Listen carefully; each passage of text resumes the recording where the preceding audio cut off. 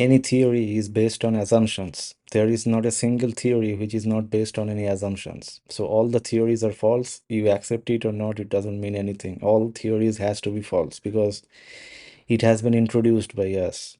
What we see is only actions, but to explain those actions, we introduced our frame of references like three dimension or time or whatever the hell we want, and that actually is false, is hard fact. There is no denial of that. But that is useful because a frame of reference or any information, let's say, they can be helpful in attaining the same situation where the similar type of actions can be performed. So that's the only coincident we can say that the theory is able to prove similar types of actions, but it doesn't mean that the theory is right because an action that can happen will happen. It doesn't mean that your theory is right. The theory can be anything, but the action which can happen will happen anyway. So let's go step by step about the illusion of having the theory of everything, but nobody will have any theory of anything. So any generality of an assumption depends on the action based upon which the assumption is actually introduced.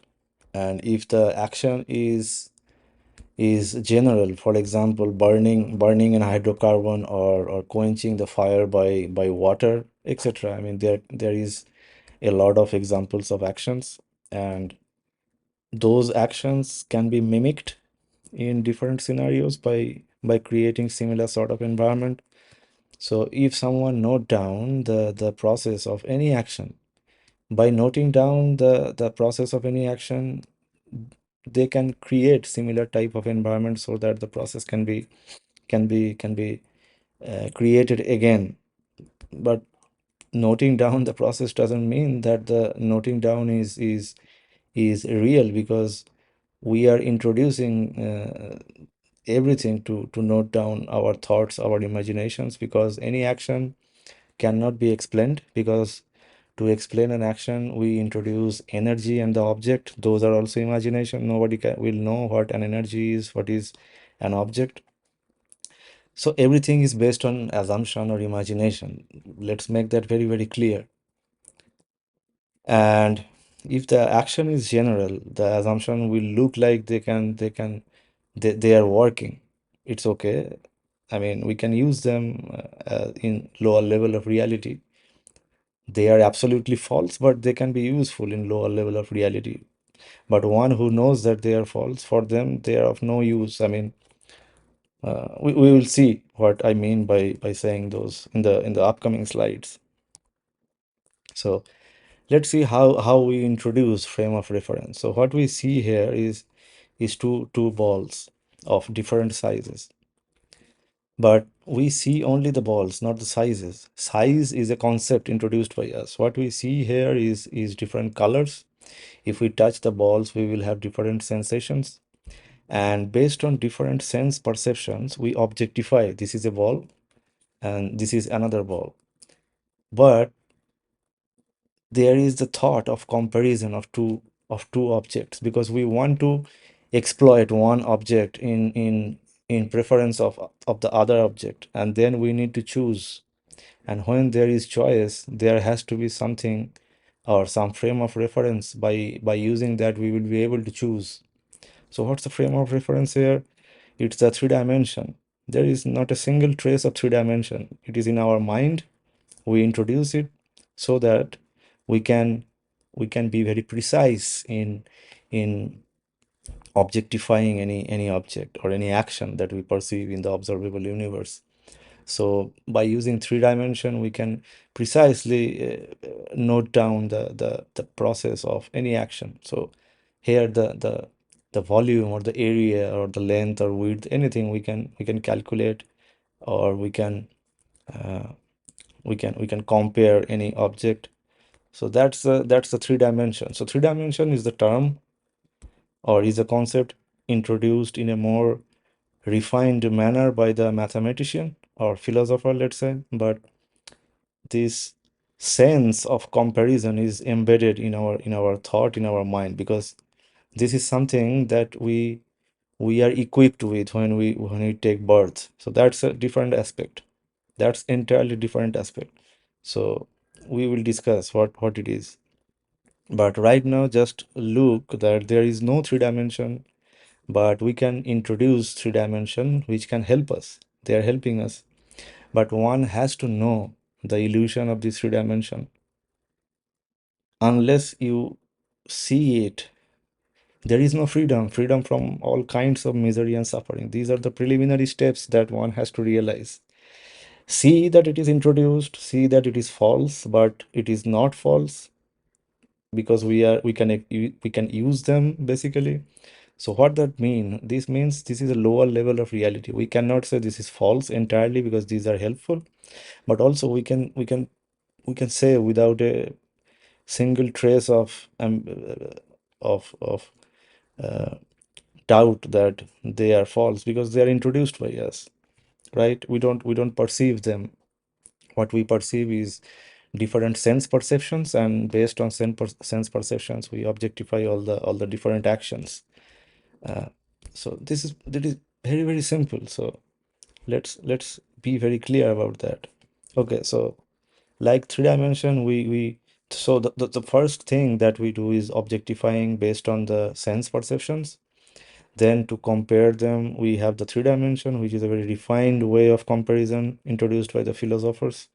Then there is the time, the sense of time to so so introduction of time is very interesting. So there is no concept of time, but I mean we don't see or we don't perceive any time in the observable universe. But to preserve the or to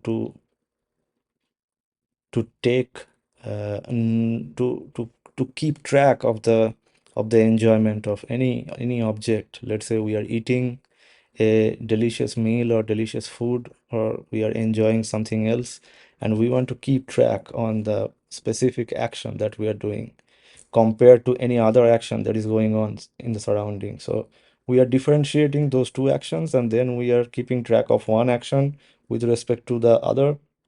Although there is no discontinuity, everything is connected. So time is introduced, and time is also very useful. We will see how the three dimension, the time, all those introduced concepts are helpful, but they are concept anyway. So all of them are false, and any theory which uses them as the backbone of their assumptions, those can be helpful, but they are just false as they're false. I mean, there is no doubt that they can be true. So, okay. So the same thing is with the energy. We will never know what an energy is, but we superimpose different forms of energy like light, thermal energy, gravitational energy, etc. We will see each energy, how they are superimposed. This is fun to explore how the superimposition actually works. I mean, to explain certain phenomena, we are introducing false causes, but those false causes can be used as a tool to know actually who we are. So with respect to that usage, superimposition is really really helpful. But if we don't know what superimposition is, we are trapped in it, and we will think that whatever we are describing is real, but those are all our imaginations. Okay, let's be very clear about that. And then there comes the concept of matter, which is also superimposed. The atom, the molecule, the subatomic particle, everything is superimposed. But know that they are superimposed. That's it. If you know that they are superimposed, that will give you the further possibilities of utilizing them for some good purpose without the madness of utilizing them in a bad way. Okay, so yeah, and then comes the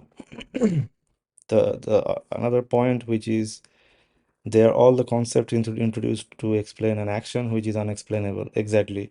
So any action that we perceive is unexplainable because to explain any action, you need to introduce some concept. and those concepts are just introduced by us, so they mean nothing. So we we we try to give meanings in all sorts of actions that we see surrounding us, but they are all our meanings. They don't have any value. Okay? And anything that we impose on the reality is just false. Only the observable actions that we see throughout us is a higher level of reality. That's a hard fact, and if we truly want to know who we are, to get rid of all kinds of fear, anxiety, suffering, sorrow, then we need to go through this. This is hard to accept, but it won't gonna end your world. You will be free from all sorts of burden of falsity, burden of false knowledge. Then the true knowledge will come, and you will be able to help in really good way others. So this is very useful thing to know what superimposition is and how the process of creation actually works. Okay, so let's take another example. We all know that the fire is quenched by using water. If we put water on any fire, then the fire can be quenched. I mean, if we put sufficient water, then the fire can be quenched. This is an action. This is a fact. If someone tries to make a theory out of it, it's okay, it's good. But that doesn't mean that the theory is true. What is true is this action, that water is able uh, to stop the fire, to quench the fire. That is the higher level of reality, or the reality. The theory is okay. The theory is introduced by us. It helps us, but it's not true. Why it's not true? Because the process of taking note of all the different steps, what is water, how much energy is released when it is put on the fire, etc., etc., how the oxygen is cut out from the firing process, or the combustion process. All those things are okay, but those are all theories based on assumptions, based on all sorts of frame of reference which are superimposed by us. They are helpful, but they are not truth. They're just frame of references, and they cannot be the the ultimate uh, explanation of anything. There cannot be any explanation of anything. Okay, so this impression of any action as information is really helpful for us. We can take note of an action that can be useful for saving lives, for for doing a lot of charity to other, for doing a lot of good stuff to other. Also, it can be used in a bad way to destroy, to do bad things to others. So it depends on the intention of the person who is dealing with that specific action with that information. So okay, yeah, this is how it works. And again, that doesn't mean that the explanation is true. And again, whatever can happen will happen. So the water, if there is sufficient amount of water, it will quench the fire. This is a fact. If there is any theory or not, it doesn't mean anything. I mean, if someone puts water on fire, it will quench the fire. Okay, so if any action can take place, it will take place. I mean, things happened before the human race, and it will happen after the human race is demolished, right? So all the theories that we superimpose uh, is for a purpose, and that purpose is the sole purpose is to know who we are. Because without superimposition, we won't be able to know ourselves. Okay, we will come slowly to that. And again, let's come to the experiment part. So what we saw is any theory is basically assumption after assumption after assumption, and that's okay. They are helpful. All the assumptions are basically superimpositions of different frame of references or ideas or beliefs or borrowed ideas from others, scientists or philosophers. So that is the theory part of it. And the experimental part of it is basically reproducing the similar similar environment that can produce or that can create the similar action in a small scale. So for example, as we just discussed, that whatever will happen. So let's say a lion comes. If there is someone, they will run. I mean, this will happen instantaneously. Any theory, I mean, if there is any theory or not, it doesn't matter. That process will happen instantaneously, right? Then again, there is rain. It doesn't matter what theory you develop. If there is cloud, if there is sufficient temperature, it will rain. So this is a action, and this action will take place whenever it can, whenever it has the sufficient conditions that will create this action, which is called rainfall.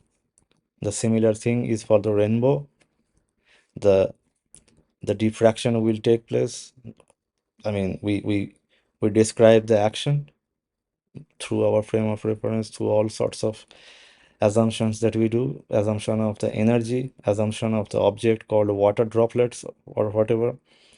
And based on that, we are able to say that this is how it takes place. That's handy because we can use that maybe in some applications.